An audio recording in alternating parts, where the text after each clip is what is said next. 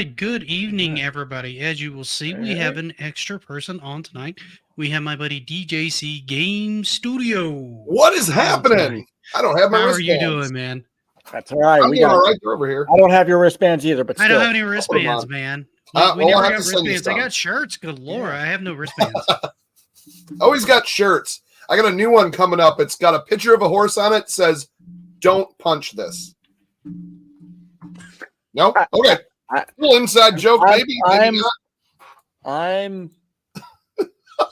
I got nothing. A lot of great merch coming. I got nothing.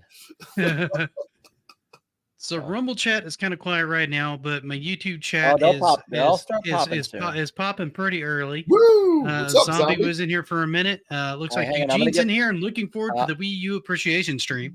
That's absolutely a console I will be bringing to the forefront at some point this evening. That's funny. Hang on. The television gamer is here, and so is Scepter. Yeah. Scepter, what are you doing over there? Get over television here. Gamer. we have L asking if the PS Vita counts, and it absolutely does. As a failed accessory? As a failed handheld console, yeah, I would say a little bit because they didn't support it enough. It wasn't the fact that the product was bad inherently. It was the fact that it just didn't get enough support from Sony.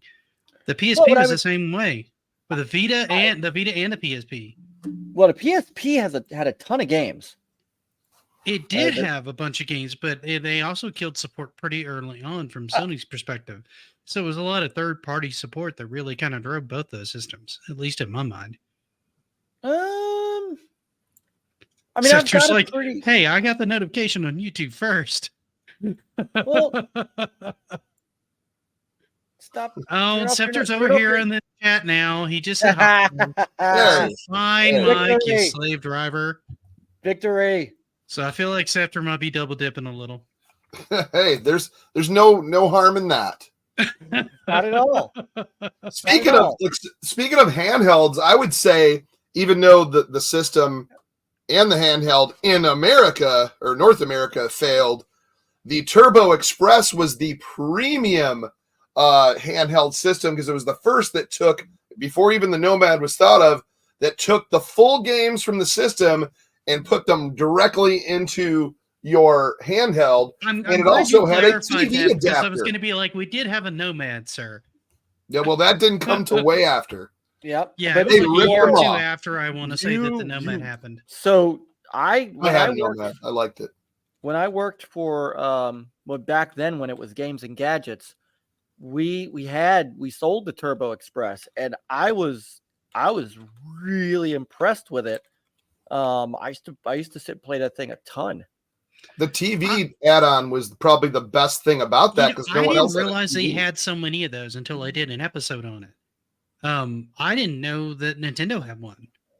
I didn't know there was one for the Game Boy Advance. Oh yeah, I knew about the Game Gear one, but I didn't know about the rest of them. Yeah, I vaguely knew about the TurboGrafx one, but the problem with TurboGrafx, which was chronically the problem with TurboGrafx, was most people didn't know it was out there, right? Or they didn't really understand what it was. Because like the Turbo Express, when I looked at it, I'm like, why is this the same price as the console for a handheld? And what are the games for it? Because I couldn't find any of the games for it. I didn't realize at the time that it just took the same U cards. Right. I didn't know that at the time because there was nobody explaining any of this stuff. Even the guys that were carrying it, like I want to say it was like Babbage's or did you see Software, etc. At the time, and they were just kind of like, "Where you guys grew up?" But where you guys grew up, see, I feel like Jeff is over in the Midwest. I'm East Coast Midwest, but like Michigan and all that. Like I saw a ton of commercials for TurboGrafx. I saw commercials for the Turbo Express. Like I don't know if it was. I didn't see, and I don't think a lot of their remember if I did or not.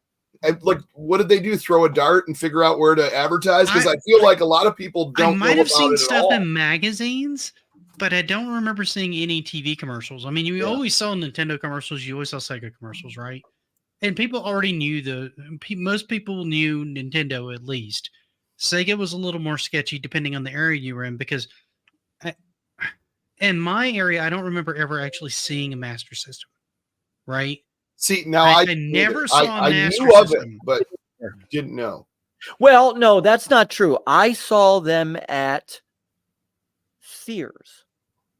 Yeah, I think I remember seeing them, but I mean, you never saw any advertisement for it, though. Yeah, but I didn't see much advertisement for I- Master System or TurboGrafx, honestly. And Scepter said the Game Gear had a TV tuner. And did. yeah, absolutely, the That's- TV that's the tuner. one that I I never knew had about. it because I don't know. Now I At want the to know time, I which just came didn't out see- first. What, TV tuner? Yeah, Oh, I'm sure the I- Turbo Express one came I'm out guessing before the Turbo Game did Gear. everything first, but they never because the Game promoted Gear, the it. Game Gear was way after. The Game Gear was way after the TurboGrafx. I think it was the Game Gear. Sir X-Man, blah, blah, blah. How you doing, Sir X-Man? How you doing?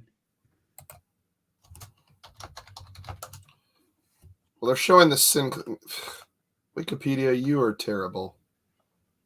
Yeah, I'm wanting to 'cause say for my research, I want to say the Game Gear had theirs first, and then I want to say the TurboGrafx, and then Nintendo. But Nintendo's was Okay, really Game spotty. Gear. What's up, Matthews? Good to see you, man. Game Gear was Matthews, 1990, and in Japan, North America 91. So let's do Turbo Express. Same year. Okay, so now I Okay. guess we're gonna have to go down to. We'd have to look at month at that point just to see which one, because that's what I always October. have to do. When Oh no, Really? that's today. They were that close together. So it was actually the PC Engine GT was the first release, December 1990. Hey, Greenhound Gaming. And Wikipedia, I don't find too bad. For most of the stuff that I need to research, Wikipedia is usually pretty reliable. And I'll cross-check it against a couple of other sources, but generally it's fine. Now, there's a lot of other stuff that it's not good on. But that's not one of them. Looks like JDA deletes in chat So, as well. October Hey, JDA. 6th, 1990 was Game Gear. They're cited. Someone mentioned TurboGrafx, Master System. I felt a disturbance in the force or something. Matthews is over JDA, on I Rumble. tried He's to using chat- his Mr. Matthews. And I'm I working know. on fixing that, guys. I apologize for not being able to pull up chat from Rumble yet. I know it sucks. Trust me, I'm there with you. I have, well, it's mostly been a time constraint thing because every time I turn around, I feel like I need to be either editing a video or streaming. So I've been focusing on those two things. And so I haven't gotten around to setting up OBS to where I can use a different layout for this so I can pull both chats in at the same time. Once I can do that, I can pull everything up at once and it'll be much, much nicer. I've already started setting up the scenes for it. But the problem is basically finding the time and extra bodies to be able to bring in. I could probably get my wife to help at some point with some of it, just to do like a private. What were stream you and see you what actually I going to do. use a different thing, or are you trying to pull it up on StreamYard? Well, what I was going to do is I was going to just do it all through OBS was the plan, right? Yeah, And use the VDO Ninja like Panda uses when he brings people on, that's and- my computer and couldn't try do it. that method and see if I can get everybody in. Video. So the Video Ninja, your computer might be able to, Chuck, because that is web browser based. Yeah. And it doesn't bog down your computer like OBS, right? No, it's well, not quite as bad. Yeah, and like when I do my Friday night multiplayer stuff with Peter, I was trying to bring him in with Skype, and it would just destroy my OBS encoder. I tried Video Ninja one night, and I was able to get Peter in with no issue. It just runs in it's a browser source, and it did zero. It put 0 on the CPU usage, and that's how I bring him into to the multiplayer. And nights Eugene, now. honestly, I'm thinking I'm going to be doing that. I was thinking about doing a test stream on that this weekend. Yeah, that's a on good Rumble. idea. And just do some editing and then be able to talk to people while I edit, because I see other people doing either art streams or level design streams and stuff like that. So I was thinking about basically doing that, because I do have a lot of work left to do on a Neo Geo video that I want to put out. I'm about, let me look here, 8.5 minutes into a 14-minute video. And there's a lot of cleanup and then a lot of revisiting it, and then all the music and stuff that I want to put in, things like that. So there's a lot of work to be done on that. So that's That is an idea I've definitely been thinking about doing. So I could do that in the morning and then close that out, and then maybe in the afternoon do like a gaming stream or something, or even just go downstairs and play something else. Because the point of streaming is mostly just to engage with people on Rumble, hang out, and spend some time there. I haven't tried dual streaming those because setting this up for dual stream is a huge pain in the rear right now, particularly with Yeah, you got to do the StreamYard. RTMP address. Yeah, I have to change the key every single time because Rumble will not give me a static stream key. It's like it's your menu like this. When you open it up, the window just saves everything. Yeah, it saved everything from it's my like a history. long CVS receipt. So I have to go change everything again and set that up, and I have to set up the individual thumbnail on there and get everything configured on there, and then I set through StreamYard, and that automatically does everything on YouTube. So it makes being on Rumble makes using StreamYards harder. Yeah, it's really weird. Like StreamYard, it only does for me is just Twitch. Well, I mean, it's the only two that I know. It Twitch and YouTube. But yeah, it's like everything else. Like there is a million other streaming services. Like they need to. It's 2023. Let's open it up. Like let's put everything else on there too. I don't know if it's just that they haven't come to an agreement with StreamYards or they are working on their own application for Rumble. So I'm wondering if that's going to be their solution for that, because you can bring multiple people into a stream using that application. That's one of their ideas for that application. Oh, StreamYard's coming out with one just for Rumble? No, Rumble not is. StreamYard's. Rumble is. Rumble is. Okay. It's supposed to be able to be used on any platform. Then you're supposed to be able to bring multiple people into your stream. Yep. Which it would be very, very cool to be able to do natively inside the application without all these weird mods and stuff that you have to do. By the way, hey George, it's good to see you. By the way, I don't know if I said anything to you. Let me get the chat. Let me get the chats. George, what's going on? I mentioned this when they were kind of tweeting about this. I don't think it's going to. I don't know if I said anything. We have a Television Gamer on the YouTube side. How's it going, man? And Sai's on the YouTube side. He is. I said hi to him a little bit earlier. Must be talking about Super Mega Graphics 64. 64. Yes. And if he was okay being on the stream, I would drag him in on some of these too, because he would be an excellent person to have some of these conversations with. One day he will ascend and become Super Duper Mega Graphics 128. Well, I'm sure he'll become something. I mean, he has to go like Super Saiyan at some point. It's just inevitable. I'm regular unmega graphics 16, so I couldn't be any of those things. The dual 8-bit processors count me in on X-Man's that as well? over on Rumble, just like dissing Rumble, saying YouTube rules. I know. I feel like the lynch mobs. I need like a little lynch mob emote or something like that. You need it. Yes. What are your emotes over here? Hang on. I've got a few in here. Actually, I got a handful. I got like a little dancing bumblebee. I've got a transforming Grimlock. I've got what looks like a little dancing bean, but that's a cat that I need to make a little bit bigger. I've got this little cat attack thing, which I think is like the most adorable one that I have. I love that one. I think it's fantastic. That is a cute one. I love that one. I love how Sir X-Man is saying, Mike, YouTube rules. And he's saying it while he's in Rumble. Yeah, absolutely. Yeah. Yes. Matthews is playing both sides, as Matthews does. Yes, I saying Rumble's pretty cool, but I don't think I'm ready for it. It's a little wonky. It's definitely taking some adjustment on certain things. On other things, it's actually better. I think the stream quality is better. There's a really good community over here. The picture in the community. For me, it's worth the hassle, right? The community is everything. Yeah, it's worth the extra steps to be in the community, I feel like. It is. Showing OBS on stream, I do that all the time.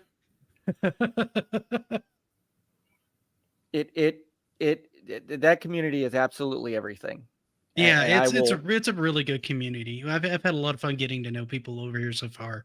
Yep. Back on topic, I had a power base converter long before I ever set my eyes on a master system. Oh, Me too. I had and the power base converter. That's partially why I wanted to talk about this, because I actually have a video coming out on this thing. And I so kind of that wanted to touch. To me is an accessory. See, that is an accessory. Yeah, but it's also in my mind a failed accessory, and here's why. It has nothing to do with the device. Hold on one second. Let me get a board's comment. Hey Nick, which Batman movie is the most realistic? I'm gonna go with the Adam West one, because some days you just can't get rid of a bomb. right. Some days it takes 5 minutes for a 30-second bomb to explode. That's right. But No, my JDA, problem exactly. with the thing was, is I got the Genesis. I saw that it wasn't that expensive. My mom got it for me. I think it was somewhere around like $60, right? So it was about the cost of a card. And then I couldn't find any games. I could not find one single game. Around the time that I picked it up, Toys R Us, which was the only place that sold Master System games, gone. The entire stock, gone. Couldn't find them anywhere else either. And that was like the only place they carried Master System in my area. So I had the $60 accessory that I didn't leave plugged into the Genesis because, well, when you had it plugged in, you couldn't play any of your Genesis games, right? The point was to make it play the 8-bit stuff. But since I couldn't find any of the games, it was kind of a total loss for me. Not because it didn't work, but just because I couldn't get any of the software for it.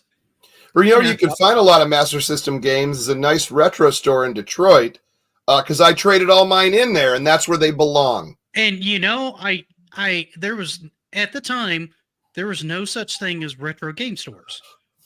Like, they just weren't a thing, right? When we were kids. They didn't become a thing till we all started getting older and we all wanted these things back. And then people started opening up retro game stores. That wasn't a thing until the 2000s, I want to say. Oh, I remember. I remember but even when I did my retro collecting, I was like, what am I going to focus on? Sega, or if it's Sega, is it going to be Master System? And I got about, I don't know, 30 Master System games, and I was like, okay, all the Genesis versions are better, and I have more nostalgia for Genesis because I was an NES guy, not a Master System guy, but I was a Genesis guy. So I'm like, you know what? I took my Master System, the light gun, the control, everything, all the games, traded them in, and got a bunch of Genesis games. That was the last time I messed with Master System. And I had a bunch of Genesis and a bunch of Super Nintendo games. And I kind of agree with Matthews on this. I think it actually would have been really cool to be able to play your Game Gear games off of your Genesis, like you could with the Super Game Boy. Yeah. I think that would have been neat. You wouldn't have to add color because it's already a color system, but it would have been a nice way to be able to not have to use the handheld and just use your main controller and play those games and not have to use the Game Gear with that stupid little pill thing all the time. Because that's how I played my Game Gear 90% of the time. It was plugged into that little pill battery thing that gave you 10 hours of battery life and plugged into a wall. You know what the weirdest thing was what you could do is there was a Master System converter for the Game Gear. That could have been kind of cool. No, there was. There was? Yes. It was called the Master Gear Converter. Really? That seems like that would have been just ridiculously bulky. Did it use the main Tombstone cards or did it just use the My Sega cards? Hang on, I'm pulling up an image for you. Just got to find the official one because there were unofficial ones, but then there was. And Valiant Tyrant popped into Rumble Chat. He says, "Yo, at work and listening." I appreciate it, man. Thank you for being in chat. Okay, so after saying it used the cards, that seems like it would have been as big as the Master System itself, as big as the Game Gear itself. No, here's the box. Let me get back to it. Where in the hell? And Borm, we talked about the Turbo Express just a little bit, and in its own way, yes. But then so was the TurboGrafx, mostly because the marketing was bad, not because there was anything. A lot of these, I feel like it's mostly the marketing of the device, not so much the device itself that's the problem, right? The Turbo and the Turbo Express were fantastic systems. They weren't marketed right in North America. Right. Because they were smash hits over in Japan and on the other side of the world. They just weren't marketed for North America. They wanted they had to change everything to extreme. So I don't know if you guys can see this, but this is the Master Gear Converter, which looks like it's a big cart plug-in that it plugs into your Game Gear through the cart slot. Here, hang on. And then you can plug in the... that shows how the technology grew even in that little bit of time. Yeah, and this is one of the things that I will always give Sega on this. From the Master System into the Genesis, they were kind of all about backwards compatibility. I feel like they were really good at that. I wish they were still around for that. Let me see if I can pull this into the window Not sure I remember having the Nomad, having that battery pack. I mean, if you got an hour, even over an hour out of the 8 batteries it took to run the Nomad, you were a lucky person. Yeah. Yeah. No, well, I never had the Nomad. Okay, apparently there's the Master Gear Converter. Which Yeah, it wasn't big. It wasn't a big thing. No, and it screwed into the back too. That's funny because the power base converter did the same thing. Yes. And I wonder if the weight of some of the carts were just heavy and that's why they did that. Scepter's asking if the Switch 2 will have backwards compatibility. I certainly hope so. Yeah, I would think so. I don't know for sure. I would have to think so.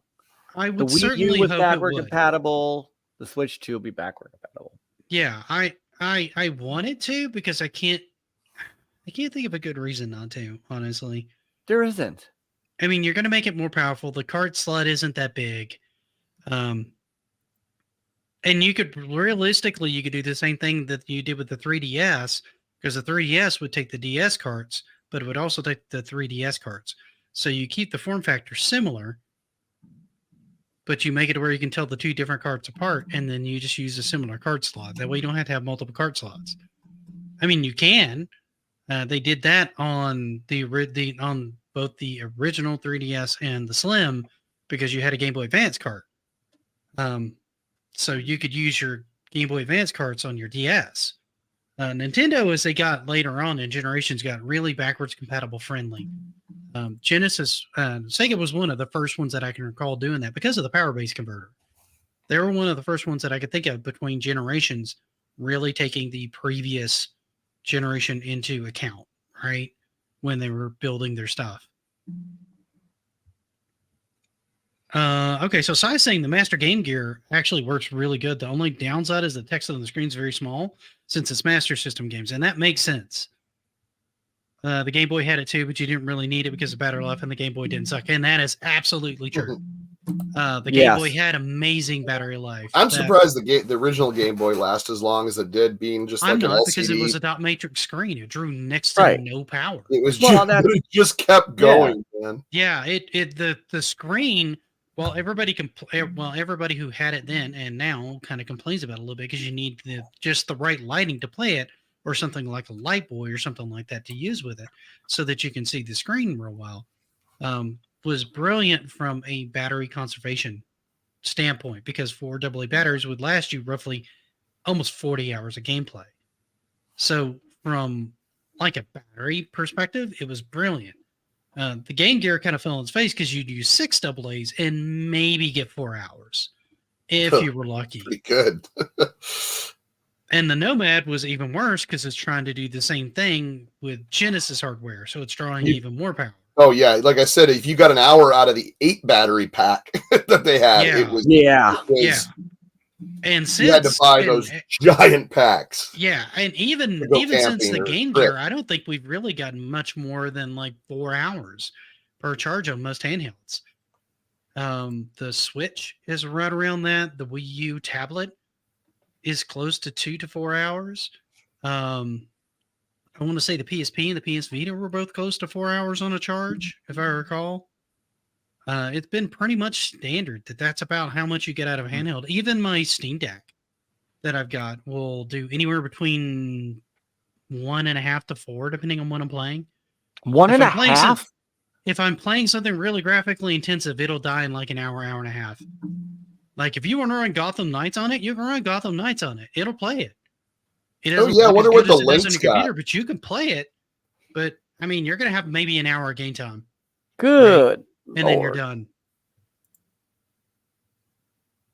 So yeah, the battery life is I mean, you can tweak some of the settings and things like that to get a little bit more power out of it. But for mostly what I run on it, which is like indies and emulation and smaller games, you get a couple hours out of it. You get pretty much close to 4. Sir X-Man saying my Nokia Engage had a long battery life. Yeah, but nobody ever wanted to use that thing. Virtual Boy took 6 batteries. I forgot that Virtual Boy took batteries. Oh, it did? I didn't know that either. Because it was basically a handheld system on legs. Yep. You could plug it in. Like you could plug any of these in, but yeah, you can plug most of these in. And the Virtual Boy I would probably plug in because you're not really gonna it was sort of a portable system, but you weren't really going to use it in a portable manner. I mean, there was no way really to take that headset and keep it on your head comfortably while you're playing it. So you're always going to have the controller sitting there with like the legs holding it up, right? So you might as well I just put it plug around it my into head an when outlet. I'm driving. Well, I mean, that's the only way to play. You play a driving game, it's safer that way. And it feels so much more realistic. yes, especially when you look around. Like virtual reality, you turn in your head, it's everywhere. Yes. I see. Born saying the Game Gear TV tuner was solid. Not sure I loved it. Sai said he always wanted. Really, Sai? You didn't have a Lynx? I would have thought for sure you would have had one of those because you're like one of the most diehard Atari people I know. Well, one of my buddies had a Lynx. He absolutely loved it. He had it back in the day, so he has a lot of nostalgia. Like I played some of those collections, and I guess to see it on a handheld screen is the way it's supposed to play, but to see it on a giant screen is to see any of those on a big screen, like seeing way Game too Gear. pixel. Yeah, seeing Game Gear games on a full size screen, Right. it's just not going to look stuff. right. No. And I love the Game Gear, but playing those on a full size screen, I don't know. L's saying he has a 32-in-1 card for Game Gear that has pre-converted Master System games. That's dope. Really? That's It's a collector, so it's something he got as a kid. Chuck's around. I am, Hey, man. is MK. Thanks for popping in chat, man. Good to see you. Turbo graphics and 3DO. Woo! Hang on. Is MK? Hold on. I got something. I'm putting something in the chat for you. I got the answer to your question from last night. Oh, he had a question from last night for you? He did. We were because my thumbnail last night was Call of Duty Warzone until I had until you had to do the update and then you ended up switching over to the Dead Space. Dead Space, yeah. But he was like, I have that same gun. And I'm like, no, I don't think you do, because the gun I'm holding on to is a toy gun. And he's like, no, the other gun. I looked over and it's the gun Peter is holding through with his scope. That looks, much more real. So he's like, what gun is that? I don't know. So I asked Peter, and he did. I'm putting the answer in the chat. Is MK? This is what Peter has. And I showed him the pellet gun I have. Okay. Yeah. So anyway, that a pellet gun you were holding last night? That was a pellet gun. Because you walked away and you came back. I'm like, why are we throwing guns up on stream? I mean, it's Rumble, so it's not really going to get anybody in trouble. But Second Amendment, baby. No, let me show you my rifle real quick. Right. Well, we were having a conversation about my thumbnail, and I'm like, well, I don't know, but here's what I've got. You had a hangnail or something? Your thumbnail? And then of course, we started talking about archery. Absolutely, Chuck. Yeah. Then we started talking about archery. So, I think it was Hemp. Hemp said, Mike, show is MK your bow. So I had to go get the bow and I had to show. So, anyway. Yeah, it became like a weapon show off stream last night. It became a weapon show. I could show you my weapon right here. Oh, see, that's a very dangerous weapon because it poops. Marty. Hi, Marty. Those little dangly legs. They just do whatever they want. Those will kill you. That was the best and worst thing I ever got you, sir. Dude, that was you kidding me? It's at the end of every one of my videos I ever make. He says something at the end of every video I make. For like since probably the last 5 months, 4 months. Okay, he says, okay, so you see it in chat. He says, he used to write a little TurboGrafx 16 text, fan zone, reviewing games and stuff for the TurboGrafx 16. Oh, so that's awesome, is MK. A TurboGrafx fan. Nice. Oh, dude, I'm about to do a lot of TurboGrafx streaming. I'm just trying to. Oh, yeah. I want to get another controller that has turbo buttons on it because I need to get a better Android box. I'm using a Kinhank, which is terrible. And I need to fix my Duo R and get the version 2 of the EverDrive. I think the 8-bit controllers, you can set certain buttons to turbo, but I don't know if you can flip it on multiple buttons at a time. And I know TurboGrafx 16, you could flip both buttons to turbo at any time you wanted to, with just like a flip of a switch. Yeah, you have it has like 3 speeds of turbo. It has 1, 2, Yeah. 3 settings. Yeah. IsmK is saying some of my favorite games were Nutopia games. Both were solid Zelda clones. And Nutopia is Splatterhouse, of amazing. course. Yeah. Splatterhouse was cool. Mine was like I liked all the weird obscure stuff like Night Creatures and Kadash and Parasol Stars. Bonk was I think all 3 bonks were very solid. See, I tried the first bonk and I liked it, but I think I liked Zonk better. Air Zonk is awesome. Born asked if I ordered the pre-ordered the Analog Duo. I didn't. I was thinking about that, but the more I looked at it, it was to basically, and don't get me wrong if I'm saying this wrong, but wasn't it just a way to like a modern way to play your CDs, or did it actually save them like similar to a Polymega? I think it just allows you to play those, or like if you burn CDs, because I think you could burn most of those games. I needed money for it. Yeah, I sold and I think it all also mine. takes the Hue cards as well. Yeah, I sold all my Super CDs. I sold, or when that originally was like announced, I had some, and I was gonna get it for that just to play them, but I just need to fix my Duo Scepter R. says it didn't rip them. Maybe at some point. Yeah. Corge, thanks for popping in the chat, man. I appreciate you swinging by. Good night, brother. Good night, man. Stop feeling like family. George. You are family. Yeah, absolutely. Why would you not think you're family here? You're absolutely family here. Yes. Scepter says there's USB adapters for the PC Express and the TurboGrafx 16 that allows you to use the 8-bit mini controllers.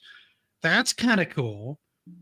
The 8-bit controllers are pretty solid for what they are. For how flexible they are and how inexpensive they are, they're very good controllers. Yep. So are the I'm trying to think what I've got the retro bit. It's my Saturn controller. Those are. I think I've heard of those. I think I've heard of those. I don't think I've owned one, but I've heard of them. Hang on, let me grab it. The only 8-bit one that I'm kind of disappointed in is I've got a 6-button Genesis one, and I was hoping it would kind of map itself a little bit cleaner when I was using it. Yeah. And it maybe if I was using an FPGA system, which I've thought about setting one of those up, it would. But base it just doesn't. Yeah. Let me see if I can get it off of here. It's my okay. I got a 6-button. It's official Sega, but it's stuck in the wall. Go ahead and pull that up there again. That way people can see it. And there you go. It's modeled after the European. Yeah, that's the European Genesis 6-button controller, right? Oh, it's a European Saturn 6-button. Saturn. Okay. Oh, right. It's got the bumpers on the top. Yeah. Genesis didn't have that. It just had 6 buttons. Yeah, that's a really solid controller. I mean, really, and no latency. I did a video on this that I'm actually I'm doing. So you know how game companies just love to do remakes. I'm doing a remake. I'm doing a remake of this video because I'm getting back into playing Saturn games and doing some of that stuff on my retro streams. And this thing has 0 latency. I am so impressed with it. So I'm gonna. Sir X-Man hams that one. So he has a ham that looks like that controller. Yes, he has a ham that looks like a Saturn controller. That's kind of impressive, actually. You never be hungry. But just don't be hungry when you're using it, sir. Yeah, like you just eat part of the buttons if you're playing a fighting game. That's right. You're gonna need all 6. It's like that KFC. It's like that KFC console that they were supposed to. Oh, that sounds delicious. Was that ever actually a thing, or was that just like an April? I think that was an elaborate ruse by Kentucky Fried Chicken. I mean, Kentucky Fried Chicken actually marketed it, but we'll never know if. Oh man, now I want their coleslaw and mashed potatoes and gravy. Oh, I feel bad for you, man. I don't like either one of those from them. Oh, man. Like I haven't had that in years. Their mashed potatoes is only good if you drown it in their gravy. Otherwise, it just tastes awful. Oh yeah, you have to have the brown gravy. Yeah, that's a given. If you don't drown it in the brown gravy, it's just not edible. I just don't like. I don't. It's almost like they're ground to a powder of the potatoes. Like I honestly think it's like dehydrated potato flakes that they reconstitute poorly. Mike was going to say something though. No, I was gonna say I despise Kentucky Fried Chicken. Yeah, I have good memories of it, but I haven't had it in like many years, man. I grew up in the South, man. They were like bottom rung for fried chicken in the South. Yeah, I'm a Popeyes guy. Yeah, Popeyes is better. for fried chicken. Yeah. I mean, it's the Sisons best are bringing out a yeah. wireless Saturn controller that looks like that. It also has dual analog sticks and works for the 3D controller Saturn games. And I think that Whoa. was something that I would buy Sethter that. was saying that over here. RetroBit is releasing a Saturn controller with the dual analog sticks. And I think they're talking about the same thing. Yeah. Well, The Sir Xmas says he's going over to YouTube. He says he has one of those, Mike, the Saturn controller. I He know. says voice to text sucks. Oh, he's trying Boston to do Market voice mashed to is much better than KFC's mashed by a large margin. I agree. So to go on to another console that I think is underrated and one that Eugene brought up when he first came into the stream is the Wii U. I really feel like that's an underrated system, and I think a lot of people who aren't already collecting for it that want to collect are probably going to regret it later because those things are going to get astronomical if they haven't already. Yeah, It's starting to creep up there. And the other thing that proves to me that the Wii U was a much better console than anybody gave it credit for, except for me and a handful of people that got it and said, this is a good console. I don't know why you're sleeping on it, is the fact that most of its top games have driven Nintendo Switch sales for like 3 years because they would keep converting them to the Switch. And some of them would be just as good, like Mario Kart 8, which has had the longest run of any Mario Kart, period. And some of them I don't think were as good as like a Lego City Undercover. Because what made Lego City Undercover so great on the Wii U is your map, your communications, and all that came through the tablet. And so your UI on the screen was mostly just the game, right? You didn't have all that stuff on there. And so it felt a lot more immersive because when you're being called and when you're being called on the phone in your car, it came from the controller, which is something that I often don't even see PlayStation do. And they have a speaker in their controllers and have since the PlayStation 4. They just don't use it well enough. But when that thing was used properly, it made for some really phenomenal experiences. Matter of fact, one of my favorite versions of Wind Waker is on the Wii U. Because not only did they up it to HD and clean up a few of the grindy things or things that they thought were kind of like defects in the game that they regretted after they launched it, they also let you use the touchpad to be able to go through your inventory, which made your inventory management much, much better. So it was probably the best version of that game that I've seen to date. And Bourne says he preferred the Wii U over the Wii. And the other nice thing is the Wii U would play Wii games. Now, if you wanted to play GameCube games and you didn't have a GameCube, you'd still have to have your Wii because it would do GameCube games. Wii U 2? You're talking about one of my favorite consoles. Get out of my head! The Wii U is a really good console. You had a lot of good games. You had Lego City Undercover. You had the remake of Wind Waker. For what it was, now Star Fox Zero was one of the ones that drove me kind of crazy, mostly because it felt very disjointed how you played it because you'd have to fly looking at the screen, but you would have to aim looking at the touchpad, and it was just too much to have to manage at one time. So, but it had some sections that worked really well and some sections that didn't. But you also had stuff like Mario Kart 8. You had Tropical Freeze. There were tons of games. I can't even remember them all off the top of my head. I probably had like a dozen or more games for that thing when I was having it, which is about as many as I had for any console around that time, quite frankly. SMK is saying the Dreamcast will forever be on my retro soul. But see, Dreamcast wasn't... do you call the Dreamcast a failure or not? In some ways, yes. In some ways, no. Right? So I would not call the console a failure. I would call the technology wasn't a failure. Right. Sega was the failure there, not right. The system. It's the company, not the technology. It was a great system, high end, great looking. Yeah, because I loved it. It had the best, and I still say it has the best launch lineup of any game console. Period. It will never be duplicated. I will put it against any game console's launch lineup. On day one, they had about 12 games, and I think I wanted almost every single game. And they launched where they made mistakes with the Saturn. They launched with a mainline Sonic game. Omega! They launched with a mainline sports game. And not just any sports game. They launched Like with the football. muscle mullis. That's just for Omega. That's not for Sega anybody had no else. budget for marketing around the Dreamcast. And matter of fact, we were going to do an entire Sega stream at one point, and we still need to do that. You know what? Just for IsMK, my next Monday, because we do this every other Monday for those on Rumble who are just seeing us for the first time. Next Monday is my Sir next X-Man's like, retro Nick, you're stream. what do you expect? What do I expect on what? I love the Dreamcast. Yeah, I loved my next- Genesis. I just enjoyed my Super Nintendo a little bit more.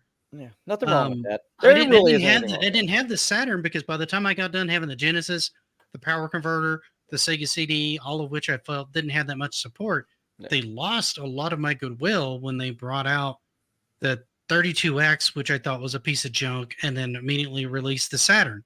I'm like, you've got too many attachments. You're not supporting any of this stuff.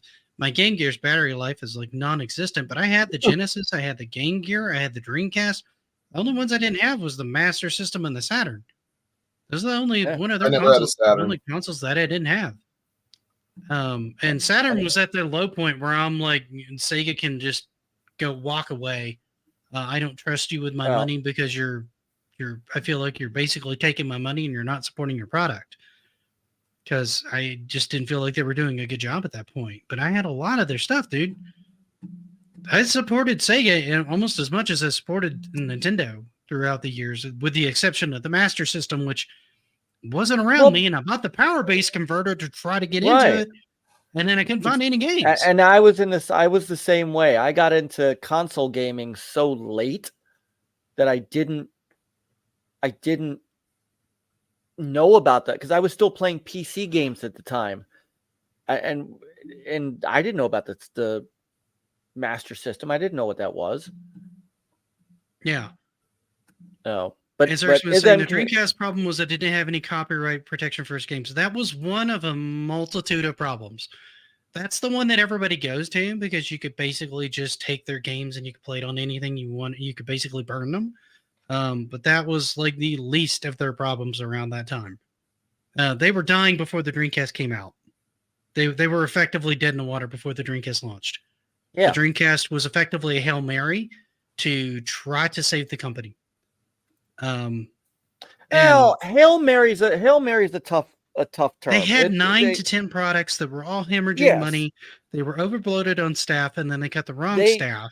It was more of a final attempt at a reboot because you're right. They needed to do something to regain the trust of their consumer base. But everything that you've always said in your Sega research has always been correct. It was an attempt to reconnect with the core users. Yeah. But they had to because their arcade business was hemorrhaging at the time. Yep. And that was another piece of that issue. And so they didn't have that to bank on. And they did fantastic out of the gate, but they just made more mistakes than and some of those were not the same mistakes as the Saturn. They were different mistakes that I don't think anybody would have thought about back then. And certainly not us as we were buying the games. I did. Well, I mean, I kind of agree with what Nick's saying, though. It's like there's a bad taste in everyone's mouth from everything that came before. Yeah. I enjoyed my Saturn, my Dreamcast, I mean. I never got the Saturn because when that was happening, I was like, oh, they're not doing well with this. Why would I want to get one of those? I mean, I'm just from experience. And so I never got a Saturn. The Dreamcast I got when it dropped significantly to like, I think $139 or something. See, Dreamcast I got on launch day and I bought a bunch of games for it because when I saw that one coming out, I'm like, this is what I've been wanting. This is what I wanted out of a console. It's what I wanted out of Sega. I'm like, this looks phenomenal. You guys are going to get me throwing in early again. Right? So that's a great console. Everybody loved. I didn't regret it. I love that console. Yeah, and it failed, but it was one that everybody loved. Out of the gate. Now, at the time, it broke records for 24-hour sales. I mean, it did $100 million the first day. It's not insignificant. Yeah. What did it release his Snake as? Fantasy Star was $199. fantastic. Oh that God, ain't yes. bad. He had No. apparently SMK had a Master System, so we got a couple people here that had a Master System. Even Sir X-Man saying he never played R-Type until you played it on the Master System, which I guess I never will, because as much as I tried to get Master System games, they weren't around. I played R-Type on I'm going to go back to that every time. You PC guys keep telling me Engine, I'm backing on the R-Type Master complete. System when you couldn't find it in my area. I'm going to say it again. Could not find it, even with a power-based converter. Couldn't get games. Couldn't get them. Okay. Now we've said that. Resident Evil Code Veronica and all copies of that can burst into flames and go into the lowest pit of hell. I hate that game. I had the Wait, other which one? Oh, Code Resident Veronica. Evil, never mind. I would say I had the Evil Dead Sorry, game. Greenhook. I have a very, very personal dislike for that game. It's not a story I'm going to go into tonight, but yeah, I spent a lot of time on that game to harness a lot of hatred for that game. Oh my goodness. MK is a man after my own heart. TI 99 4A. Oh my goodness. Yeah, he was talking to me about that. He mentioned there was a controller. I need to look. They need to look up the controllers for that.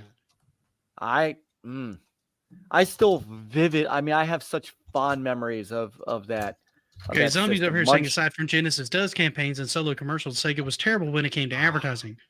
I usually found out about Sega products either via magazines or word of mouth, and that's honestly the Genesis and Kaczynski, right? Tom Kalinske. Kalinske, that's it. I knew it started with a K and I was getting it wrong, trying to come out of my mouth. Kalinske came up with a brilliant marketing strategy. Matter of fact, I believe that video is on both platforms now, where I go into how the Genesis changed the way that we looked at gaming completely. And that was in large part because of him. So if you haven't and you're interested, I do recommend checking out that video when you have some time. I was quite happy with how that one came out. Sega's had kind of this with their stuff, and that's why they kind of have a solid amount of failures, right? Because the 32X was only really a failure because by the time they got it built and launched, the Saturn launched in Japan the next day. And since they built most of their games for Japan, support for that device was abysmal. Oh, and they said, this will come out next year. And all the third parties went, well, I'm not going to make 32X games. We're going to make Saturn games. Like everybody shifted to Saturn. Right. And so they had Sega of America make the device and design the device at Japan's behest, I might add, only to decide to launch the Saturn the day after it came out. And nobody bought the 32X. Everybody wanted the Saturn because the better version of Virtual Fighter was on Saturn. Matter of fact, I think it came packed. With the Saturn in there. Yes, and that's a huge, huge game for the Saturn to have on it at launch, particularly in Japan, which was massive into Virtual Fighter at the time. So it just didn't get support. So it started falling on its face because you had very few developers doing anything for it. And the stuff that was done wasn't done as well as it could have been. Now, it's not the hardware's fault. The hardware actually did some things better than the Saturn. But if you don't support or build for it right, it don't matter.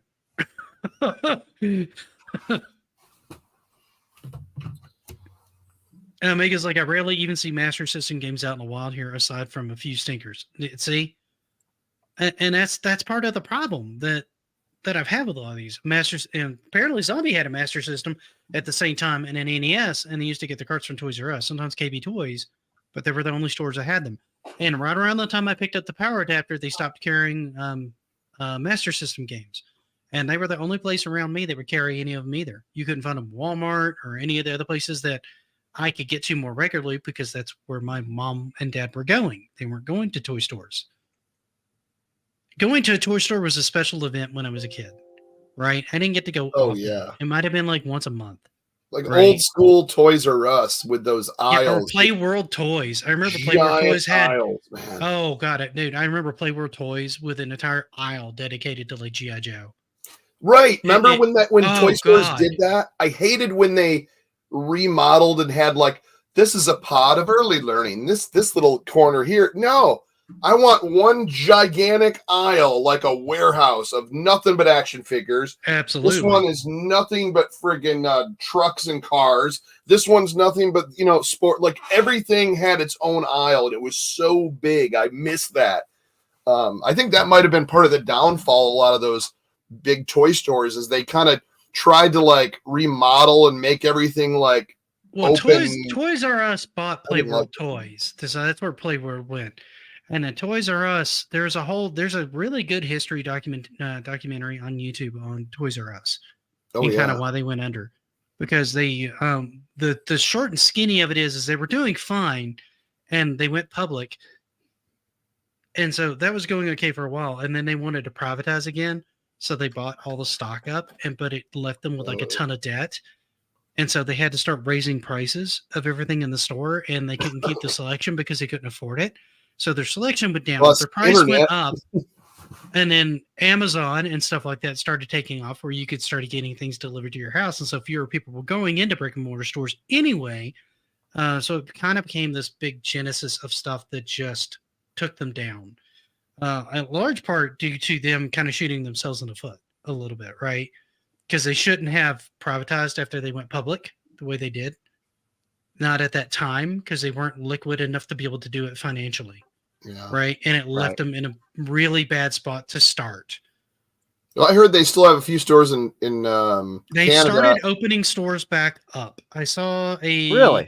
There were small ones in malls too. They were opening different ones. Yeah, they opened a small little kiosk for mostly learning toys in one of my local grocery stores. But I think they're trying to open stores in a couple other countries, and I think they're slowly trying to, because somebody bought the name, and we're going to try. They were going to try to kind of bring it back. They should go old school on it, dude. People will eat that nostalgia up if they built them like the old stores with the big aisles, simple, nothing too insane. Just put the product there. Put a ton of and Sir X-Men, I did miss out on Nights into Dreams. I played it a little bit at a friend's house, and that was kind of fun. Scepter says he found Rampage, Shinobi, so good, Shinobi, and the Ninja in the Wild for Master System. Let's see. Nights into Dreams looks like he's talking to Greenhound about the TI 944. Yeah, I was saying Munchman. I'm trying to catch up on the Rumble check because we've been kind of talking amongst ourselves. There was Munchman was an awesome clone for Pac-Man. I had Munchman, and I forgot to put one in there. I had Munchman, Car Wars, Hunt the Wumpus, Parsec, and Parsec had voice in it. Tombstone City, and I know there are others that I'm missing. And by the way, it had, Chuck, for your benefit, a very competent, being serious here, very competent version of Pac-Man. I'll have to see if I can get a. I used to have an emulator that had it because I want to play Munchman again. I haven't played that in years. I have an emulator for I think I've got it for RetroRoots, and because I do I have the video? I'll just send it to you. I was like, they're still putting out TI-99 games. That's funny. Oh yeah. Sorry, I'm kind of reading chat here, and they just made Sir X-Men's just listing out games that I missed on the Saturn now. X-Men vs. Street Fighter came out on the PlayStation. I didn't have that one either, so I did miss out on that one entirely, but that was my own fault for not getting a PlayStation. I only really had money around that generation on one console, and I went with the N64 because it looked like it was going to have everything I wanted on it. The PlayStation looked good. I just didn't trust Sony. They were a new entry at the time. I didn't want anything to do with Sega at that time, so that left me with Nintendo.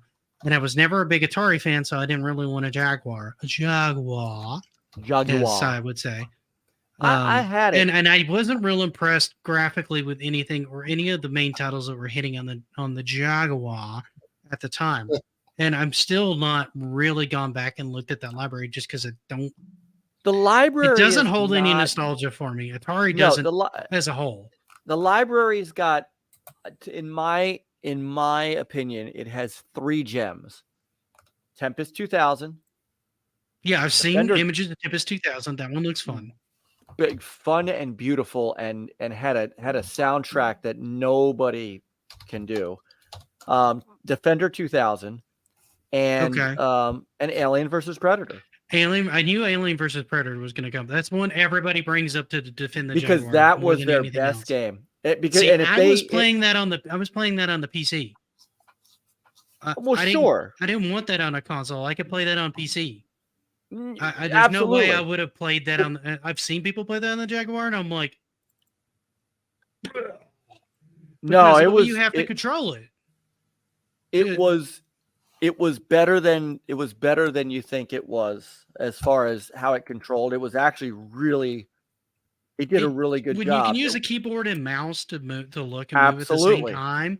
Having to use tank controls Absolutely. just makes anytime I have to use tank controls on any FPS, it's why I didn't want to pick any of this up at the time remember, on console because they didn't have any way of doing a look and move at the same time. It just wasn't a mechanic. Jaguar then. had the room Jaguar, like every other system at the time, had just a D-pad.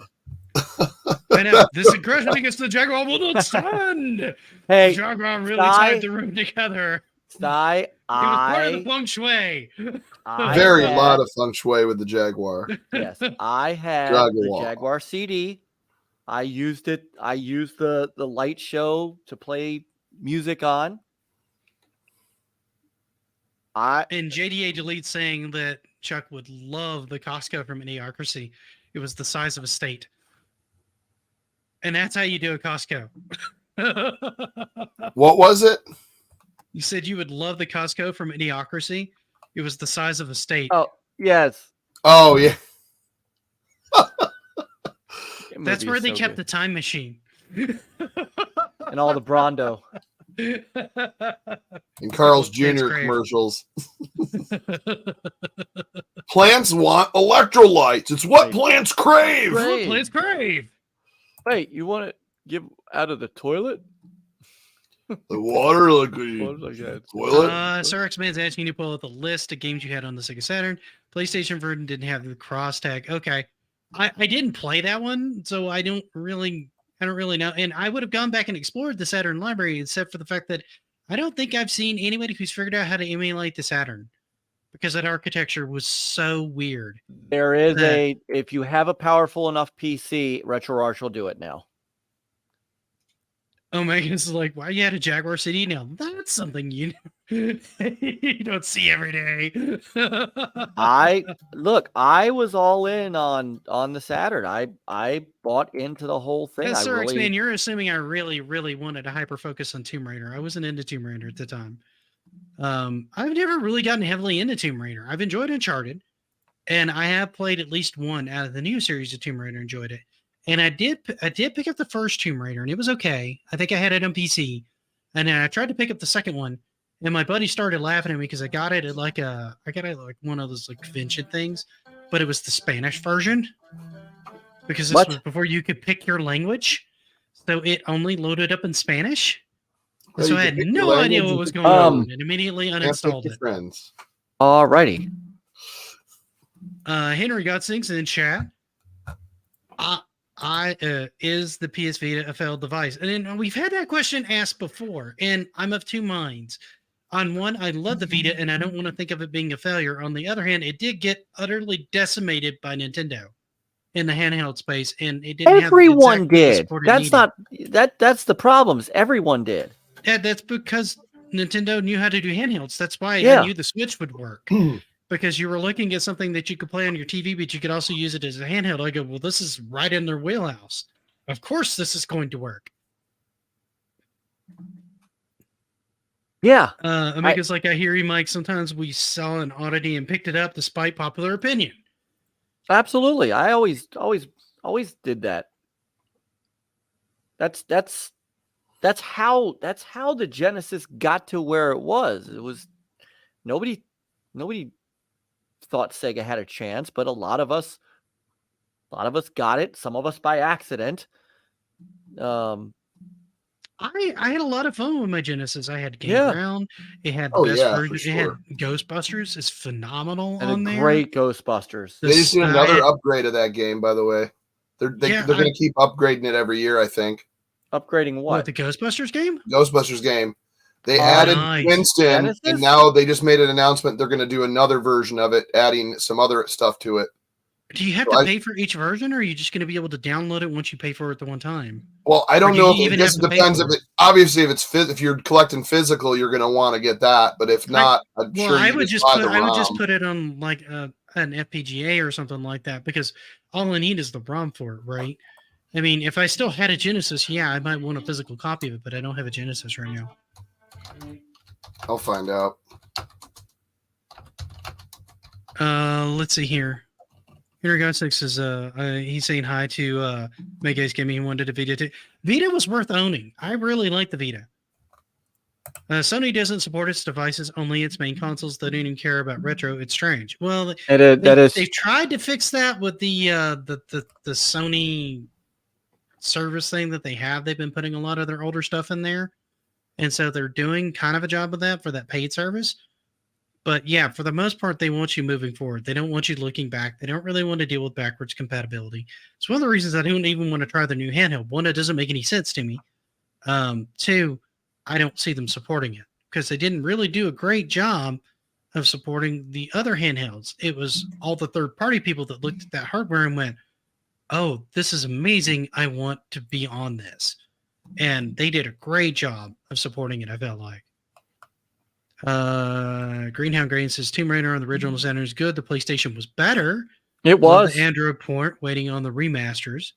Yeah, I'll probably pick up the remasters. If they don't do something janky to it, I'll pick up the remasters because I kind of want to go through the original Tomb Raiders.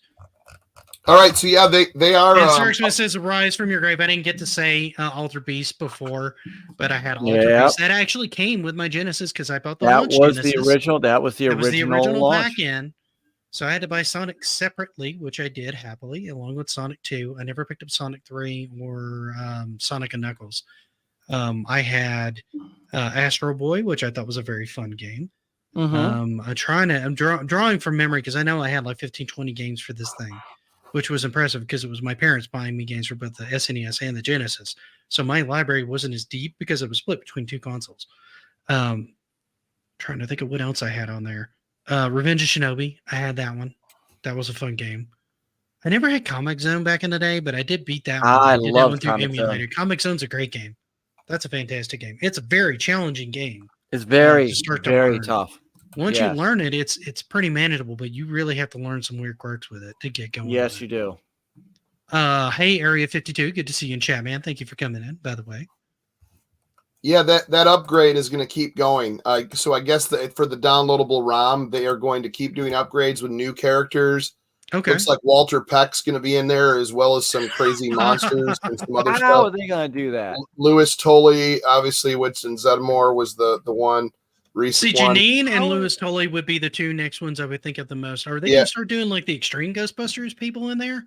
Well, they showed a screenshot of like the Walter on Ghostbusters News, which you can get a lot of this on both YouTube and their website. They have a whole breakdown, and they teased a thing. It showed Walter Peck say, "I'm the EPA is now suing you," and blah blah blah, and then they have excuse me as I choke. They have different character costumes too, and different. So they're going to do a bunch of just constant upgrades, I think, in mods to that every year. So that's pretty cool. I mean, they do that to NHL 95 and 96. So why not do it to Ghostbusters? Happy birthday! Sorry, Brian came in late and he said he's 1 year older today, so I had to say happy birthday. Hey, happy birthday, brother Brian! Dude, I'm stoked that they're continuing to do upgrades today because I thought that might be a one and done thing to get Winston in there. Yeah, no, they're going to keep doing it. That way, you would have the four main Ghostbusters because it seemed a little weird when I first got the game from the Genesis. It seems even stranger now, the omission of Winston from the game, and I'm like, did you just not have memory? Did you not have enough memory to put him in there? Like, why? I mean, he was part of the main. I mean, he came in a little bit late into the first movie, but I mean, he was. Yeah, I think it was the second movie. I think the whole thing behind that, because if you look at the original posters for the original movie, it's just the three. Oh, is that what they were basing it off of when they And started I development? think the plan was to have Eddie Murphy. Yeah, the Yeah. plan was And originally to John have Eddie Belushi. Murphy. It's supposed to be John Belushi and Eddie Murphy, and Yes. instead They ended they up with couldn't Bill get Eddie Murray Murphy, and they and switched it to Bill Murray. yeah. And they kind of did rewrites, and they didn't know what they were going to do, and then the promotional stuff started being made, so the top billing was just the three guys, and that was what everybody stuck to with all the merchandising and everything. And then later when the movie became an ultimate smash hit, and then later in this story, Winston comes in, and I think after 2 that changed, and Real Ghostbusters, all that, then it was always the 4 of them, but Right. yeah, I don't That's know an when amazing, that that's an Well, he amazing was when in that the- game by the way. came I out. don't I know why the think rest the of the second one seasons wasn't of that. out yet. Winston was in the original script. He Yeah, was in but the original. here's the Ghostbusters the script. thing though: the people developing the game may not have had anything. May not have had the script. They may Right. have just had promotional material for the game and been told Yeah. make a movie tie-in game, right? Yeah. So they're Yeah. probably going off the poster and Because it's and the the look of first the movie. vehicle. Because the True. second No, one very is true. that's Yeah. all in there, and the Real Ghostbuster stuff is all Yeah. in there. What's funny, it was also, and this would have worked too, I think, but I think Ernie Hudson made the better choice. Was the better choice, but they were also, Oh yeah. they had also considered Gregory Hines for that role. I'm trying to blank on Gregory Hines. The name sounds familiar. He did movies where there was tap dancing. That's what I Okay. remember from. I forgot the name of the movie, but it was a tap dancer. I mean, he was a good actor, but I think Ernie Hudson played it better from a By as a far, I comedic. love him in that. Yeah. Yeah, I met him. I got a picture with him somewhere. really. Yeah, Greenhound Gaming actually. We missed this comment as we were kind of going through. He said, "There's nothing there to support the PlayStation Portal. It's a remote play device with a proprietary, not Bluetooth. Most it'll do is free up my phone." Yeah, I don't understand that device. But it's selling out. It's weird. I think it's going to be one of those devices that's going to have an initial burst, and then it's may become a rare collectible later. Let's see. Winston had a pretty good part too. He wasn't just an extra. See, I think Winston was probably, in retrospect, one of my favorite characters, and the reason is because the more I go back and watch that movie, he is the most relatable character in that movie, in the Yes. first movie, because He's the every he- guy. He's He's every guy, He's, just he's like not a us, that walks scientist. in He's off just the the every street. guy hired Yeah. on. Yep. Yeah, that just Yeah. needed a job, and he has no idea what he's walking into, and then he's just like, "What the hell?" Yeah. Right? And he I steps mean, up and he gets the job done, because one, he needs the job, and two, he's good at the job. Yep. But he's not like the person building all this stuff. He doesn't have all the knowledge of the technology and everything. So he represents the regular populace in that movie really well, I feel like. Yeah, really I love does. when they're talking in the car, smoking cigarettes, and it's like late at night, and they're talking about Judgment Day. And, Yes. and that conversation is so freaking epic, and it just It's gives me really chills. pointed too, because he's like, He's like, Ernie's why are kinda we in like a business? Why are we religious so busy? group. He's like, well, don't you think that's kind of what's happening now? And then you could see, Right? see. He's like, how about a little music? Yeah. It's like, Well, he says it right from the start. He's like, if the pay is good, I'll believe anything. anything you tell Anything me. you Absolutely. say. Tell me. Yeah, Eddie Murphy was working on Golden Child at the time. Yeah, And he was working on Beverly Hills. He was working on Beverly Hills Cop. as much as I love Golden Child, I part of me would like to see Eddie Murphy in Ghostbusters, and part of me is really glad Ernie Hudson got it, because I've only seen Now, Ernie yeah. Hudson It was in not- in a handful of movies. Right, The but other he was working movie on series that I can think of is Congo. he was and- working on Beverly Hills Cop at the time. Yeah, Eddie not, Murphy. not Was it Beverly it Hills was Cop? Beverly not Hills Golden Child? Cop, not Golden Child. Golden Child was, I think Golden Child was prior to Ghostbusters. Yeah, I'm Amiga's trying- like, wow, Mel Winston is my favorite. Because Oh, I didn't yeah, he even was think about awesome. that.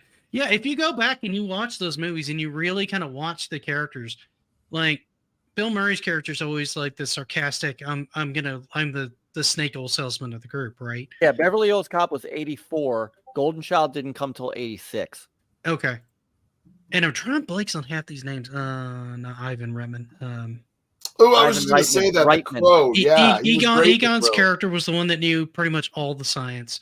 Yes. You had your Guns Laura Spangler. character with Dan Aykroyd's character, right? So you had all Yep. these people that had their main focus, and then you have Ernie walk in, who's just kind of like he sort of grounds the rest of them in Oh, reality because they're so separated in their focuses, like most people who have PhDs are. If you've ever met anybody who starts to go really deep into an area of school or is planning to, they think differently. They all do. It's necessary to be able to get that far in your focus, right? You don't think the way an average person thinks. And so they're often disconnected from the way things work in day-to-day life. And so to have a character come in that plays that kind of grounding role is a big deal, right? It keeps the movie level set and relatable to your audience. And it's something that I don't think enough people pay attention to when they're looking at how that movie's constructed. That was very smart with the way they wrote it. Well, and that was part of what was wrong with. I don't remember him in The Crow. Was he in The Crow? He's the detective. He's a detective Oh, guy. yeah. Yeah. Scrambles popped in. What's up, Scrambles? I also remember Ernie Hudson from there was a show on HBO called it was about a prison. He was the warden. What the hell was the name of the show? Crap. Yeah, Eddie Murphy would have been great. I completely agree that Eddie Murphy would have been you know what fantastic. though, but I'm very glad they got Ernie Hudson in there because the more that I think about it, Eddie Murphy was already big, and having him in there with his personality might have it would have immediately caused static with Bill Murray, who's a pain in the ass anyway. Yeah. Right. And two, it would have been kind of like what we got in the 2016 Ghostbusters, where they're all vying to be the funniest person in the room. Right. That's and why it falls apart because it just none of it works. That's why because they're trying too hard. Yeah, that's why I don't think he would have been right for it, because he was still, even though he was doing, like, he was trying to be more. He was trying to be more serious in Beverly Hills Cop, but he was still being that goofy Saturday Night Live character, and that's something that they didn't need in what they were trying. I mean, they were trying to bill Ghostbusters as much a horror movie as a comedy. Yeah. And you're absolutely right, Serviceman. He made a ton of money off Billy Ho's Cop. And the first two of those movies I think are fantastic. The third one's a little sketchy. I still like it, a little sketchy. Yeah, the third one was the worst of the three, for sure. And he's like, why am I still on Rumble? I'm like, dude, I'm trying to keep up with both chats. I'm doing the best I can here. You're still on Rumble because you're in the right place. Scrambles! I'm like, I'm doing what I can to kind of keep track of both chats here, which is not an easy feat because they're in two disparate locations. And I can't pull them all up, which is increasingly annoying me. So I'm going to have to. I would just have. I mean, I have to really hardcore spend the time on getting that worked out. MK said Murphy would have been great as Walter Peck. Yeah, I could totally see that. Yeah, maybe. He would have put a total different spin on the character, but it would have reacted with Bill Murray to upset him pretty bad. Yeah, I think anybody bigger than Bill Murray was going to piss Bill Murray off, and the other two were able to work with Bill Murray's personality. I don't know. And it would have kind of played down, right? Somewhere along the line, you would have heard that goofy laugh of Eddie Murphy's, because every movie it's like contracted. He's contracted to do the it's like it's in his rider. Yeah. So what's up, Grumpy? Good to see you, man. Thanks for popping in. Griff, I don't know. I'm the odd man out of this. I don't. What's up, Karami? How you doing, man? Think it would have been a good one. I like the way it landed. I mean, I do too. I think it's fortuitous that he was busy with another film. Both films turned out really well. Both actors did really well in the films that they were respectively in, and I love both those movies. I love Beverly Hills Cop. I think I like Ghostbusters more, but I think it's just because it's Ghostbusters, right? It hits that nice vein of being a little bit scary, being a little bit funny, and being a good action film at the same time. By the way, I don't know if you guys have picked it up. There's Ghostbusters Spirits, a Spirit Unleashed. I saw it. Yeah, I bought it on Steam because it went down to like $15 or something like that, right? And so I kind of want to get into the single player, which is basically just you playing with bots. but apparently you can have 4 busters and 1 person playing the ghost on this. Yep. So that could be Yeah. a good group game night too, if people are up for that, because that could be quite a bit of fun. I agree. Hyperscan needs more love. There we go. L Eugene. Okay, so he's saying hi, everybody, talking about the hyperscan. I never paid too much attention to the hyperscan, quite frankly. I never really focused on that one. So I'm not as familiar with the hyperscan. I don't know if anybody did. It was one of that, wasn't it one of I those that have had a like the Ouya, cards but and I had never like opened the it. little visor Yeah. thing? Yeah. Yeah. They tried that. Sony tried that. It never works. Yeah, and the only one I remember that kind of worked was the that voice controller where you could yell fire and you had the little reticle thing on the little eyepiece. Laser something. I did a video on it. But basically you would look at this, you would look at the screen and it would kind of track you a little bit, and you could yell fire and it would actually like fire at the screen. Yeah. So you could use it in place of That's light gun. cool. So instead of an NES zapper, you would use this. So let me ask you this, because I'm curious to the getting to what our topic actually was supposed to be. We've been dancing around the topic. We've talked about it a few times. But Little mashed potatoes here and there, and dude, it's our Kentucky Fried Chicken. thing, man. This is how RetroRoots works. We're all familiar with how this show works. We are. Where's the guy that drinks a fifth on screen? Can we get him back in here?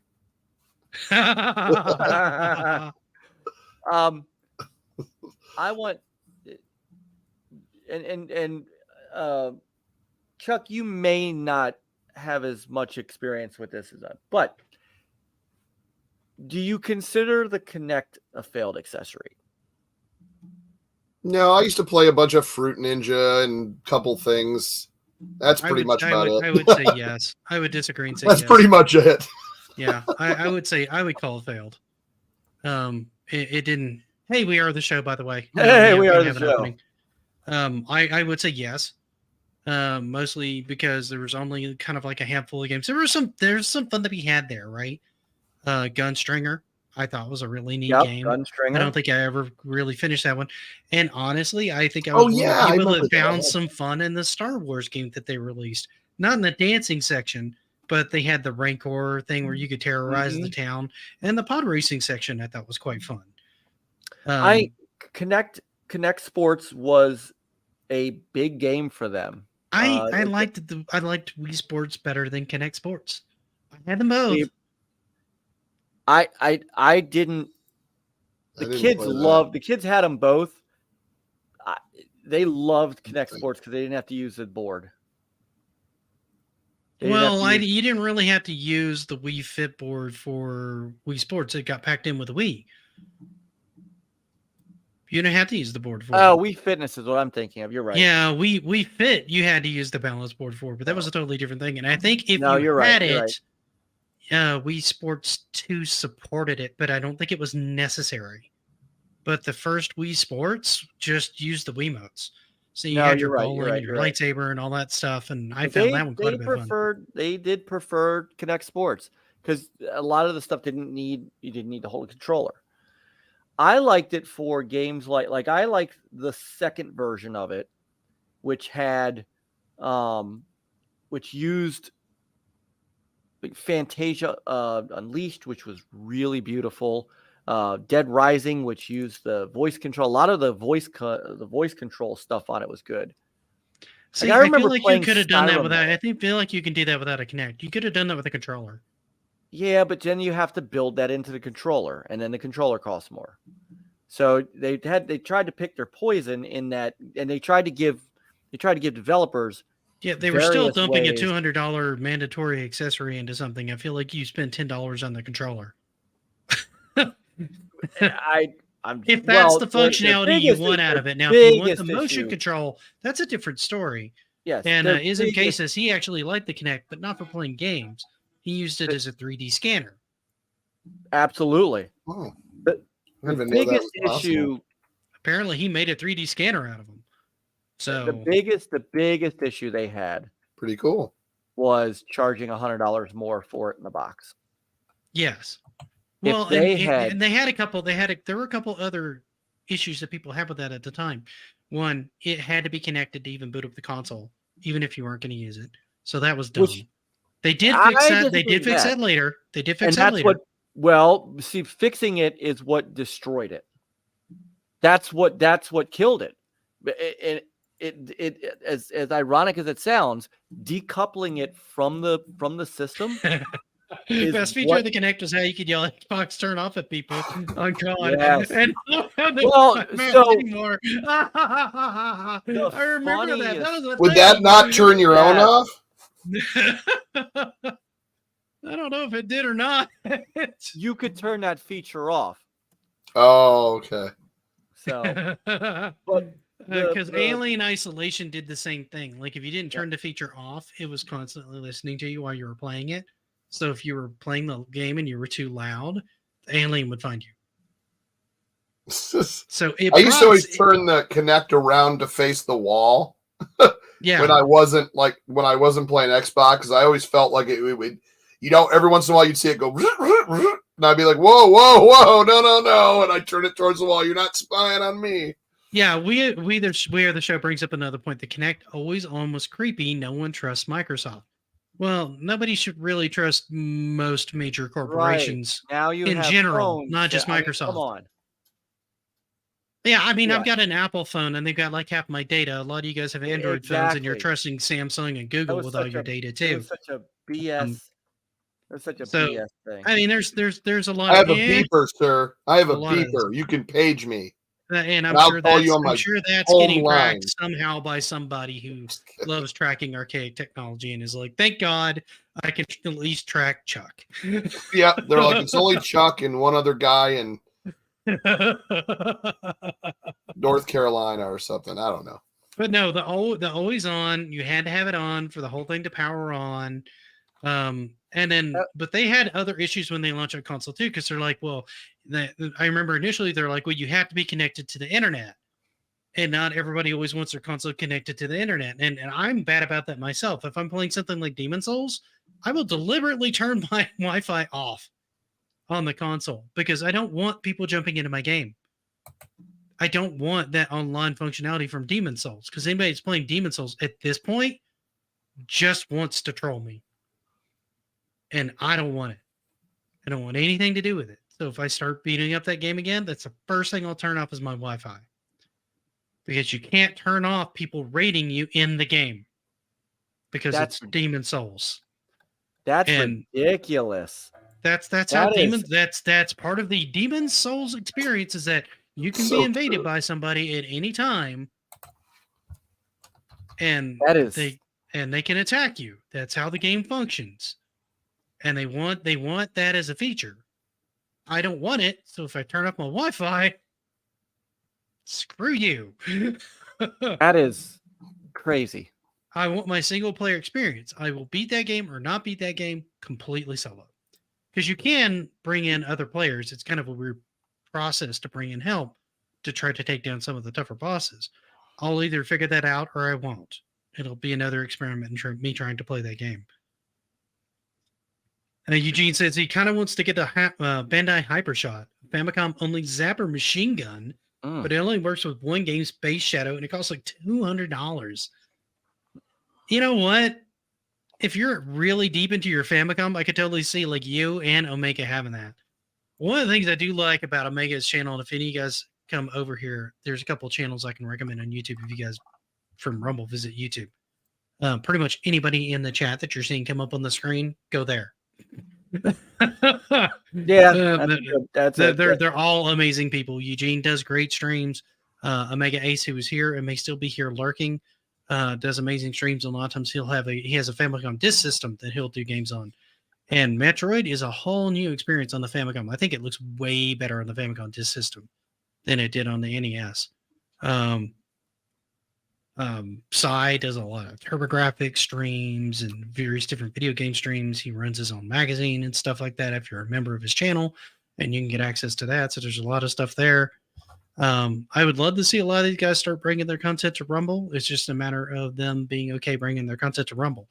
As We Are the Show says, ew, YouTube, come to Rumble. Since Beeper was top tech, you were on your own schedule. Life was good. There you Yeah. go. Greenhawk Gaming says, I have the 360 Elite. It requires an external power supply for the Kinect. Yes, it does. Yes, it is. I've got the Kinect still sitting around for the one for the Xbox One, and I also have a few of them for the 360 because I specifically set it up downstairs. We had two 360s in the house. I had one for upstairs for just playing regular games, and then we set up one downstairs specifically in the living room because we have more room, so we could play the Kinect if we wanted to. Because when you're trying to do stuff like Fruit Ninja and you're swinging your arms around, or you're trying to do something like, be a rancor or something like that, you need more space, right? It's just you need more room. Even the Wii is way more subtle in its movements than the Kinect when it came down to it. And I think that's why a lot of people in the end were, at least for me, were kind of leaning towards the Wii, because doing this for emotion is a lot better than having to do all this to get things to go on the Kinect. It was just Like way to too do the much helicopter every morning. Wakes me up. work. I didn't have any issue. I had no issues with the Kinect. I loved my Kinect.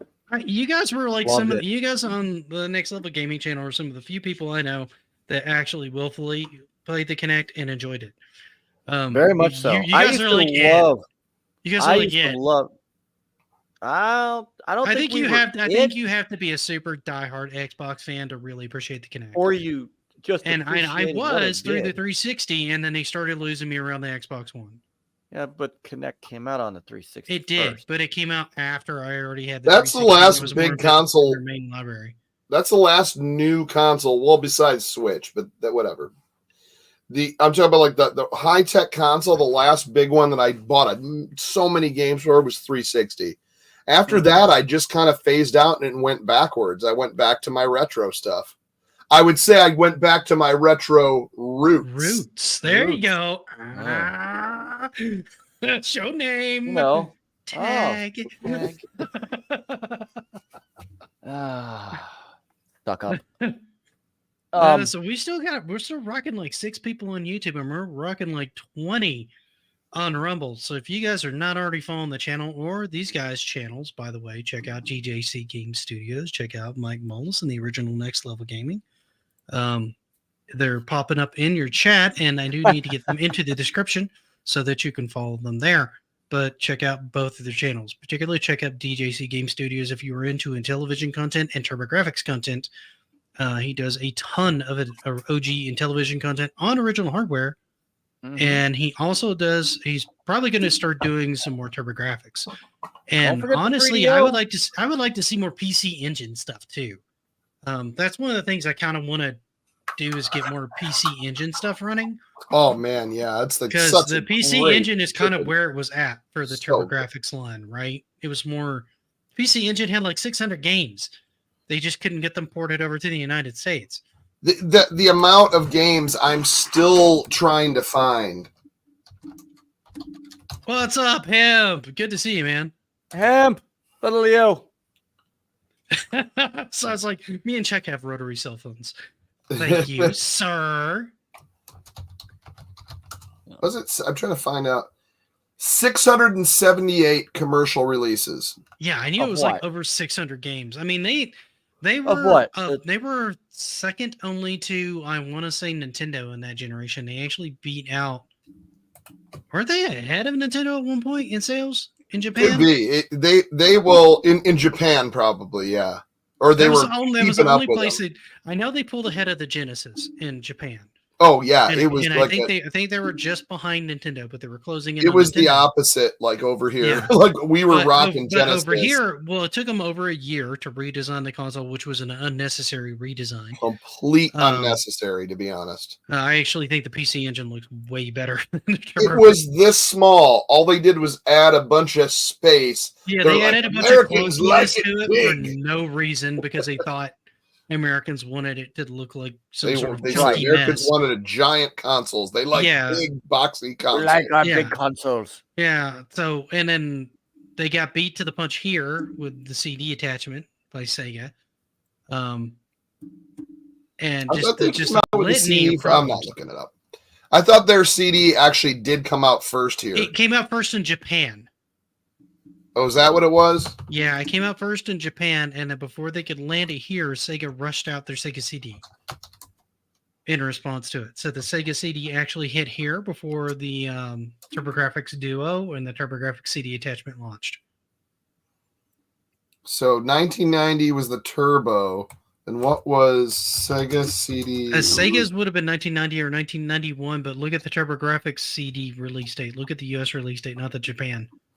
That's what I'm looking at. Okay. Oh, it was TurboGrafx was first. Was it? Okay. Yeah, so October. Wow, 2 years later for Sega. That's insane. I didn't know that. October 15th, 1992. I didn't think of that. I don't. I wonder if I had that right in my video. If I got that wrong, because is North America. Okay. TurboGrafx North America 1990. Wow, I love MK right here. America likes big chunky consoles. Sega comes up with their Genesis upgrade plan. Say no more. 2 days later, the Genesis looks like a space. I'll tell you another one people love, but it's very obscure. Did you ever see the console, the Super Graphics? No. It was another upgrade of the PC that was engine. Another upgrade to the TurboGrafx. Yeah. Well, it was the PC engine actually upgrade, but in Japan, and I don't think it was never released over here. But it only they released, I think it was 4 games or 3 games for it.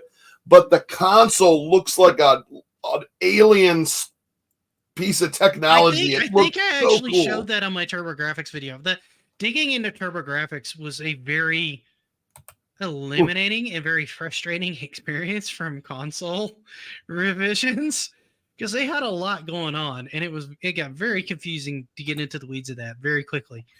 Neo Geo's honestly was a much bigger mess than I thought it was going to be. When I started digging into that one too, because big ass console. What, the Neo Geo? I loved my Neo Geo, loved it to death, but man, it was this big, and the cartridges were this big. Well, the cartridges were basically motherboards. Yeah, they were the arcade boards. Yeah, they were the arcade boards. They were absolutely the arcade boards. Yeah. I put a link to the Super Graphics in the private chat just so you can see what this console looked like. It's insane. Yeah, no, this is exactly what I remember. Yeah, let me pull this over and see if I can show this real quick. No, I remember this thing. This thing was just loopy looking. It was like a monster spaceship. It looked like something that would be on like the Predator like control panel. Such a bizarre looking thing. I remember looking at this thing and going, where do you even put the games? And it looks like you could put the Hue cards like here. Yeah. And then the CD would plug, the giant CD thing would plug into the back. Yeah.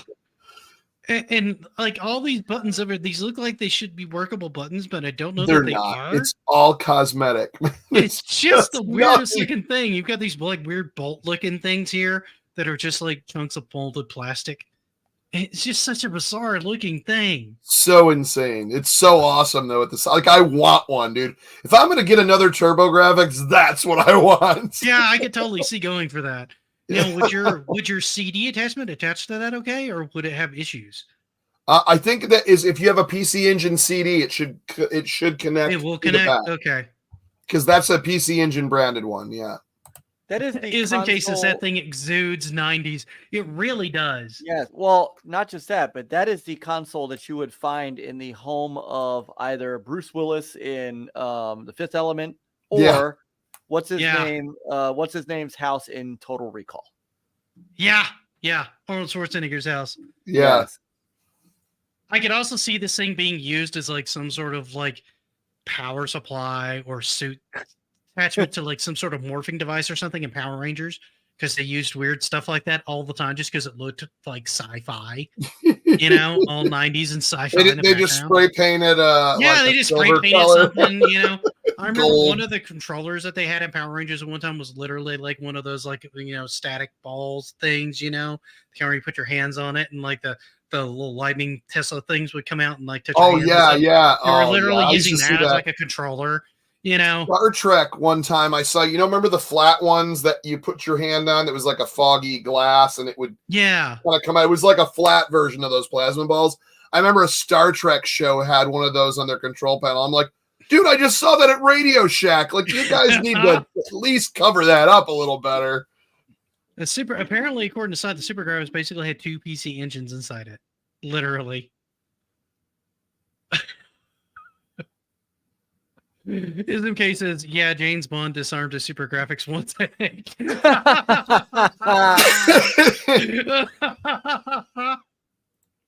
That's great. Let's see. Sir X-Man's talking about a 3DO. I think we got like a couple more minutes that we can go, and we should probably wrap things up a little bit. Yeah, I got to get up early. I do. Yeah, I don't want to keep you too much late because I should probably lay down for a few minutes if I can. And before I got to work tonight, and you've got to get up in the morning, and it's like 1 a.m. Mike's time too. So it's 12 o'clock here. You guys are late. Well, no, remember, I know you guys. You guys in Colorado. Do you have daylight savings time? Yes, we do. Okay. Matter of fact, it just fell back an hour the other night. Yeah, so it's midnight here. Yeah, we're on midnight. We're good. But obviously, 12 o'clock. I'm good to go. Yeah, I think everybody's starting to run on fumes. So, do we have anything else that we wanted to talk about briefly as far as like consoles or peripherals on this? This is one of those I feel like we could probably do a part 2 on as well. We're gonna have. I could talk 3DO for sure. I feel like, honestly, the stuff like 3DO and did we ever do a straight TurboGrafx episode? I think we did. No, I always wanted to do that. Just to talk. We should probably do that. And I know we want to do one on straight up on Sega as well. And I don't know if Simon wants to pop in on either one of those, but he's more than welcome to pop up on either one of those. So if anybody in chat has anything else you guys want to bring up kind of last minute before we kind of do our rounds with everybody, could do a whole section on failed peripherals. Yeah, and I have an entire series on failed peripherals, most of those which aren't even on Rumble yet. I'm still trying to get everything ported over. And no, I don't want to do the YouTube to Rumble sync because I'm told that it's garbage. That is garbage. That is horrible. Don't do it. I want to do like a little bit of work on them and then upload them manually to get them out there. So I want the quality to be good when I bring it over. So but yeah, I don't think anybody has anything really new. Peripherals are where the real freak show went down. Yeah, it absolutely is.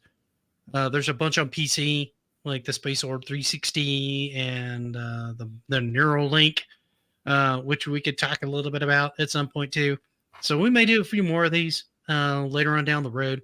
But for right now, I'm going to get these guys out of here because they are absolute troopers for being up at like midnight with me. They're madmen. Yeah, and I keep hearing a mouse down here. So I'm gonna have to get to work on that. Yeah, I'm thinking in a couple of weeks. Well, I'm thinking maybe if we don't do the next one, maybe the one after that, we'll do TurboGrafx because I want to make sure I can get both you guys on because I would love to have both Cy and Chuck on that one for sure. That way we can. I'll always talk TurboGrafx. Yeah, and I can do some more game. I may do some TurboGrafx streams and stuff like that just to kind of get more familiar with TurboGrafx. In the meantime, too, because it's been a bit since I played TurboGrafx, and there was only a handful of games I played when I was messing with it. So I need to dive a little bit more into that library too. So we'll probably do that in the near future, guys, as far as an episode goes. And I'll bring the classic Halloween candy, Peanut Butter Kisses. So as we twist that knife on Candace up again a few million more times, because that's what we do. It's how we enjoy ourselves is making fun of Panda, who's not here tonight, sadly, to be. Make sure you go follow him and then type your favorite candy in every chat he does. Right, absolutely, and comment in every video about your favorite candy. About your favorite candy, absolutely. In the absolutely. And then if you can find a way to reach out to Havix, hit her up about your favorite candy. Absolutely. So, yeah, we're going to call it a night here. Thank you, everybody, for the 5 still remaining in our chat on YouTube and the 22 still remaining on Rumble. Follow these guys. Like the video. Leave comments. Do all the things. Do the things. Do the things. The thing. And come back because we love having you guys in chat. We love it when you guys engage with it. We love when you hang out with us. This is kind of why this show goes off the rails, because we like it when it goes off the rails because it means we got you guys engaged with us and you're invested in the topic and you're invested in the chat and being a part of the chat, and that's really what it's about. So, well, they're invested in making the topics for us.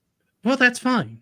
That's fine. It's like when we were defining what a shooter was, and they kept Oh derailing us on that God. one for ages. Oh yes. That was an interesting. Everything's a shooter at this point. But yes. Donkey Kong's a shooter.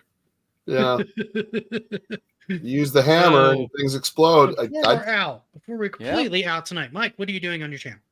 Oh my God, what am I not doing on my channel these days? All right, so tomorrow night is the NLG show. That's at 9:30. On Thursday is NLG Live at 10:15. I'm gonna keep playing Deep Space. Think I'm getting over halfway done with it. Make sure to show the game screen. Yes, I will do that. On Friday is Friday Night with Peter and Mike at 10:15. I don't yet know what we're playing, but it is a good chance it's going to be Warzone to make up for that. And then next Monday for Is MK, I'm gonna on my Monday night retro. I'm gonna play some Dreamcast because Is MK said that was his that's his retro soul. So you know what? We're doing that. Nothing wrong with Dreamcast. Absolutely nothing wrong with Dreamcast. Chuck, So we're doing that as MK. Chuck, what you got? Oh my goodness, I got a lot going on. So we just finished up Crazy Fun Time, an uncensored show over on Rumble. Myself and Panda Sub 2000. And also we're ping ponging 2 shows. So this, I believe, if it's not this Sunday, it will be the next. Is a show over on his channel called Super Basement Brothers, where we are 2 silly men in a basement playing video games, trying to pay the rent. And boy, is the landlord mad. What am I going to do? What crazy things am I going to get into to try to help us pay the rent? Find out over on Panda Sub 2000 show, Super Basement Brothers. And then anytime you're into some retro feels, you want to see some Intellivision, Atari, classic arcades, all the cardboard boxes the eye can see, and new homebrews for these old systems, tune into my channel, DJC Game Studios, and hit a follow. I do usually daily streams, if not, mostly every other day. I also do on a Miko show on Wednesday when there's information and new stuff about that. If not, it's going to be in Intellivision Classic live gaming on Wednesdays, 9:30. And then me, Papa Pete, Go Game Go, and the Intellivision Gamer have a show on you pain again on Mondays called Astro Smash Monday. So it's just a whole bunch of stuff. Just hit follow, you'll see it, and sub if you're on the YouTubes still. Yep, I've thrown your Rumble link into the main chat on here. I think most everybody that's in here, I will grab Mike's too. Though all you do is just click on my name. Yeah, just click on his name and you go right to his channel. You're already here, so you don't need mine. I'm gonna grab Panda Subs as well because you guys check these out. Yes. I just started following Greenhound Gaming because he's got some stuff he's doing. We Are the Show. Let's check out We Are the Show. We Are the Show. By the way, so I just learned something on Rumble because I'm fairly new. I'm only a couple months or a month and a half or whatever. And I found out that I was following Geekstorian, the account, and wasn't following the Geekstorian, the actual channel. And I've done that to a few people now. And I don't like how Rumble does that, but make sure when you go on, like, I'm not DJC Detroit. That's my account. My channel's actually DJC I linked your Game Studios one so that they would go directly to your channel. I made a point. I never understood why they do that. I guess maybe so you can have multiple channels and stuff. Yes, that's actually the entire point. Is so you can have one account name, and then you have all your channels under that. And so if you might be good for my music your account stuff, name be searchable, they'll find everything that's underneath you, so they can see everything all at one time. Or you can hide that. I hid it because I was only doing the one channel at the time, right? Yeah. So if I do another channel, I might unhide that. So if somebody just looks for me, they can start to find other stuff. You know what I mean? But yeah, I think I might do that for different stuff too. Maybe I went ahead and followed Greenhound Gaming as well. I went ahead and did that. And We Are the Show. Yeah, and I've already been following We Are the Show. He's a really good guy. So That's got all those guys out there. On my channel, I did drop a new video today on moments in gaming history. I was talking about mascots, how the word kind of originated, what it originated from, what the first, how it got started in sports and how it moved into video games and how it evolved from there. I'm actually pretty happy with that video. It was performing really well at one point, and then it just like the time on it tanked for some reason. It's weird. Not on Rumble, but on YouTube. YouTube's being weird with me again for random reasons because the platform kind of hates everybody. But my it's also favorite is when they up on Rumble. demonetize you. You put it for review, and then after all the views get to max, then they go, "You were right, you're fine." And Yeah, that happens. That happens all the time. That happens all the time. Last 3 streams I did off of YouTube, I'm just like, why? But that video is up on both platforms as of today, and there will be another one on Wednesday because I have another oddity on Wednesday. That one's going to be the Sega Power Converter, where I go into that one. So if you guys are interested in more Sega content, that's going to be one of those that kind of comes up on Wednesday. I am working on editing a history of Neo Geo video. On Thursday, I'm going to be doing a retro stream. I'm probably going to continue with Castlevania 3 till I can beat that one or until I lose what's left of my hair. So I made some progress not that long ago on it, but each stage is taking me a very long time to get down. The stages are just very difficult for me. So I'm kind of struggling with that part right now. I'm trying to get more regular about doing streams on Saturday and Sunday. I've been doing those between 4 and 6 or 7, depending on how long, who pops in and kind of what's going on. And usually my stopping time is going to be 6. But if people are really into it and I have time and things aren't going on around me, then I'll go a little bit longer. At some point, I just need to stop and eat dinner because I get hungry. So that's kind of what's going on there. I wouldn't mind working in another stream. This one comes in every other week. I would like to work in at least one more stream. I may do a morning stream where I start doing some of my editing on Saturday so I can edit and you guys can ask questions, pop in, make fun of me, just chit chat, whatever you want to do on that. And that may be another stream that I work in on like Saturdays. Whenever I can kind of get that going. Not that I'm not doing the editing, I'm just not streaming it. So that's kind of what's going on my end. But again, thank you everybody who's still hanging out here, which is still quite a few people. It's kind of surprising. We got 30 people right now. We have 30 people just watching us babble about what's coming up on the channel. So yeah, this is what happened. This is why I end up streaming till 2 a.m. because it gets to like 1:30 in the morning. There's still 40 people watching. I'm like, what are you guys doing? Yeah, I can't do 2 o'clock in the morning. I have to go back to work. So, yeah, I gotta get up early. I gotta throw my laundry in the dryer and go to sleep. There you go. So that's what we're gonna do, guys. We're gonna cut out here at this point. Thank you to the was 31. We're at like 29 right now. So we're gonna call it an evening and get everybody out of here. Thank you once again. If you haven't, follow everybody's channel, follow this channel, do all those fun jazzy things, and come back and visit us. There's plenty of stuff going on our platforms. You will not be bored. Let me just put it that way.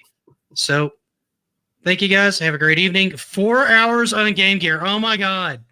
I don't know if I could do 4 hours on Game Gear. Maybe if I streamed a lot of it, maybe. And Delete's still in here. So everybody, have a great evening. Thank you so much. Good night. Play on, gamers. Later.